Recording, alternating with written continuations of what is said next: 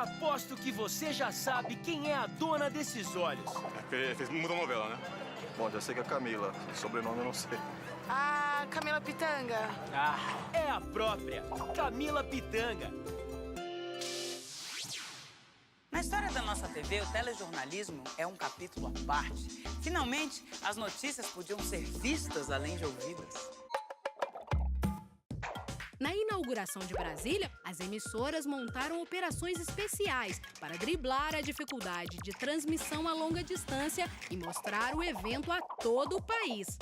Na Tupi, um transmissor em Brasília emitia sinais repassados por aviões em pleno ar, até chegarem a São Paulo. Já a TV Rio mandou à nova capital a aparelhagem de videotape. As fitas eram trazidas ao Rio de avião, para os telejornais da noite. Foi a estreia oficial do VT, que revolucionou a televisão. Os programas ainda tinham de ser gravados de uma vez só, porque não havia recursos de edição, mas já não precisavam ser transmitidos ao vivo. Na teledramaturgia, a chegada do VT agradou. Os artistas agora podiam passar os fins de semana com a família. Em compensação, tinham que repetir as cenas até que ficassem perfeitas. Depois de 16 horas de gravação, o humorista Zé Trindade desabafou. Se me aparecesse aqui o inventor desse tal de videotape, dava-lhe um tiro na testa.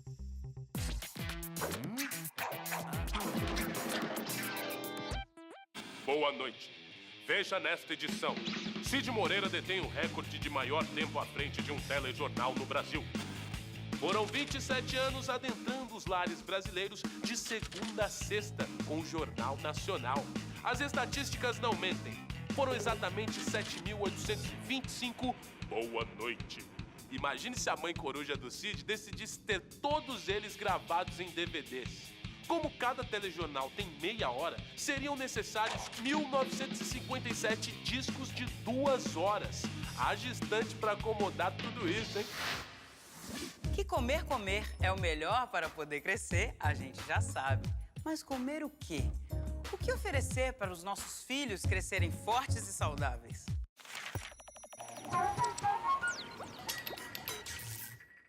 Faz um bolo de milho, de fubá. Pirão de peixe, porque é uma tradição nossa, a gente come isso quase todos os dias. Era uma goiaba, era mais goiaba. Meu avô, ele colocava prego no feijão. Então existem algumas verdades, alguns mitos em relação à alimentação, que a gente observa que tem muitas crendices em relação de colocar o prego no cozimento de alguns alimentos, então que a gente sabe em relação aos estudos científicos que isso não é legal, porque o prego ele não é só feito de ferro, então tem alguns materiais que são tóxicos para a ingestão da alimentação. Hoje em dia já tem o hambúrguer, já tem a salsicha, né? Infelizmente, a alimentação se tornou mais industrializada. Você tem que estar escolhendo, né? O que você pode dar, o que você não pode, isso faz mal, aquilo faz mal. A gente trazia o produto do mar, era o camarão, era o peixe, era o siri, cozinhava uma panelada de siri, o filho estava comendo no lado. Os pais não devem se preocupar muito com a quantidade daquilo que os seus filhos comem, e sim com a qualidade, a boa distribuição. Aliás, comer muito de qualquer coisa é prejudicial à saúde, independente do que seja. Óleo de fígado de bacalhau, era vitamina, era uma coisa horrível, mas as crianças tomavam, eu tomava. O óleo de fígado de bacalhau ele tem um sabor muito desagradável, mas ele é uma fonte de ácidos graxos essenciais, vitaminas A e D. Existem outras fontes também, mas esse é uma fonte muito usada antigamente, que as crianças detestavam e detestam pelo sabor extremamente desagradável. É horrível, meu pai tomava. Para cantar o nosso hino, você já conhece as regras. Postura ereta e nada de chapéu na cabeça. Aí, antes da letra começar, tem aquela parte instrumental que a gente espera em silêncio. Será?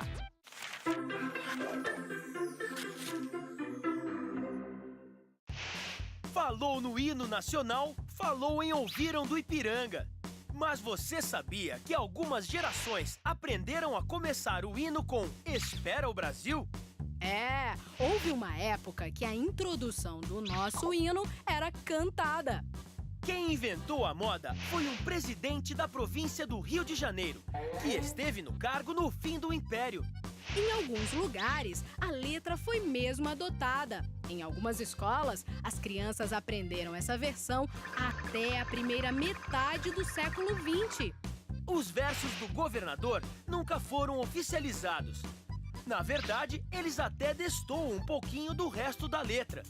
Além disso, obrigam os cidadãos a entrarem na música de supetão, cada um num tom.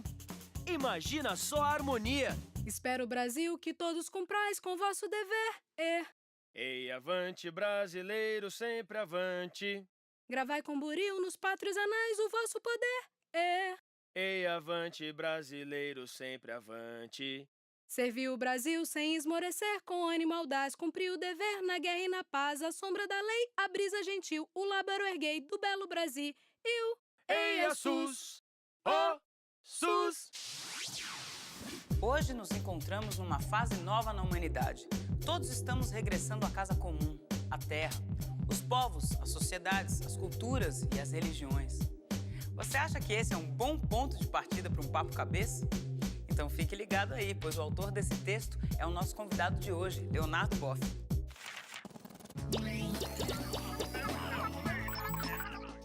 Nos anos 60, surgiu uma nova consciência histórica na América Latina e no Brasil. E dessa efervescência nas bases da sociedade e nas bases da igreja, surgiu a categoria libertação.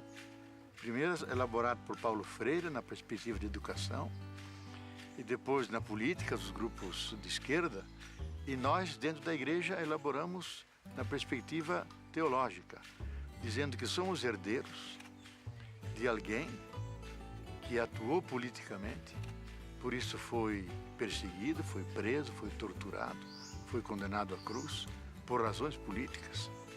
Está escrito em cima da cruz, Jesus Nazareno, rei dos judeus, então ele disputava com o rei de Roma. Então, se somos herdeiros dessa mensagem, dessa saga, devemos ser, no contexto nosso latino-americano, libertadores.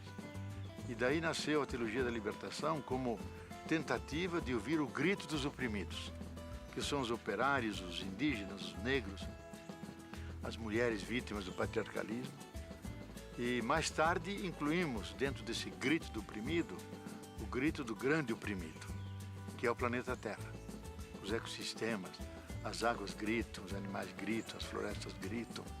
Então se elaborou uma minuciosa, eu diria até vasta, ecoteologia da libertação, que é o momento atual da reflexão. E aí, a partir de 80, eu comecei sistematicamente a trabalhar esses temas, até fazer a minha cabeça, porque não se trata apenas de abordar temas.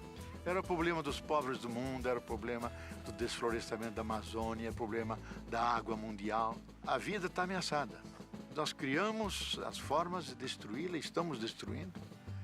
E especialmente a vida não das baleias, do mico-leão dourado, vida humana. O ser mais ameaçado da natureza hoje é o ser humano, condenado a morrer antes do tempo por fome, falta de água e miséria. Isso é uma impiedade, uma injustiça que nós fazemos com os nossos co-irmãos. Então eu acho que hoje nós precisamos ajudar a Terra a encontrar um equilíbrio, restabelecer o pacto natural que nós rompemos. Pacto natural significa eu me entendo parte da natureza, a natureza não está lá e eu estou aqui, nós formamos um todo. E eu tenho uma responsabilidade ética de cuidar dessa herança, preservá-la para as futuras gerações e que ela tenha ainda capacidade de coevolução. Resgatando essa dimensão, nós teremos um trato cuidadoso com a Terra. Sabe o que aconteceu em Copacabana há quase um século? Ora essa, muitas coisas me direis, mas entre essas tantas coisas foi inaugurado o glorioso Forte de Copacabana, em 28 de setembro de 1914. Agora eu lhe pergunto, caro telespectador, tempos mais tarde, o dito forte foi palco de um importante acontecimento. Sabe qual? Tenentismo, Guerra dos Farrapos, comício do Brizola, show do Roberto. Tempo pra você pensar.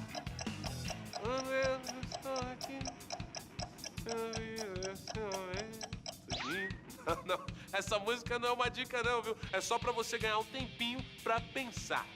Pois é. Já deu. Acertou quem escolheu a alternativa A. Foi o tenentismo. E quem errou, tome tenência e preste mais atenção, que da próxima vez você acerta. Gustave Flaubert, Arthur Miller, Tennessee Williams são nomes que a gente não costuma associar à TV.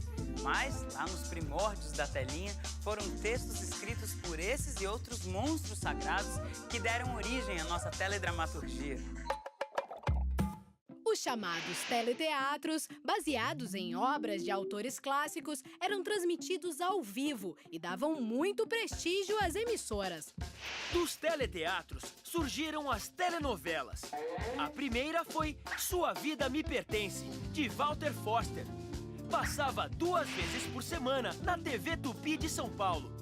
Com o videotape veio a primeira novela diária, 25499 Ocupado, na extinta TV Excelsior, estrelada pelo nosso mais famoso par romântico, Glória e Tarcísio.